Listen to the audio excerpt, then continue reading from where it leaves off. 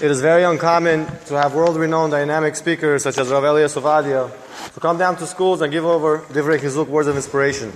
Although his schedule was unconventional, he made it his business to fly into New York to deliver one message and one message only. And that message is that our Torah is divine and that there is nothing like it. I'd like to share with you just a short story. That I believe will bring the message straight home. There was once a fellow who used to make all types of business transactions. And as much as he would get carried away with his job, he always made sure to invest enough time into his wife and to his kids. And then there was this one phone call that he got that he could not resist. It was a business opportunity that took place on the other side of the globe. And after much deliberation, knowing that he would have to leave his family for a very long time, he decided that he's going to leave his family for only a week and not more than that. And so he packs his stuff, he gets into the train, and he waves his hands goodbye.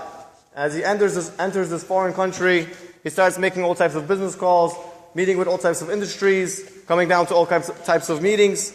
And of course, a week turns into 2 weeks, 2 weeks turn into a month, and a month turns into a few months, and before he knows it, he ends up in this place for a whole year.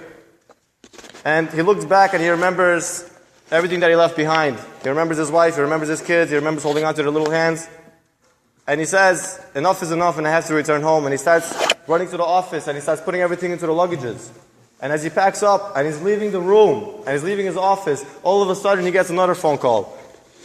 And it's another business opportunity. And he says, just one more.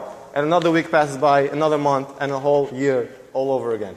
And he says, I have to break this vicious cycle. I have to return to my family. And he runs to the train station to book the next ticket.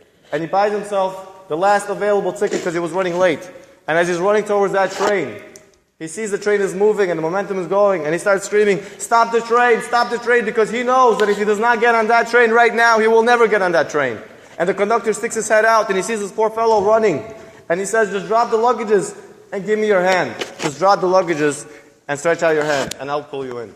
And this man is running, as you can imagine. He's looking at the conductor, he's looking at the luggages, he's looking at everything that he invested into, and he makes the right decision. He lets go of all the investments and he lets go of the packages and he gives over his hand to the conductor, allowing him to pull him in. And together they return home.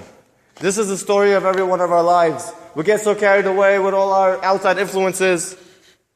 And then we have the train station. And the train station is right here in Ber Hagola. And the conductor is Rabbi Elias Ovadia. The conductor is Mrs. Hollander. The conductor is Rabbi Germain or Rabbi Fishman. And they're stretching out their hands to you. And they're saying, just let go and give us your hand. And we will pull you in together. And I always say, if we could maybe get ourselves in that train, then maybe we could become the next conductor and we could pull others into that train. And together we can get through the deepest, darkest tunnels that life might bring us with the light of Torah shining the way through.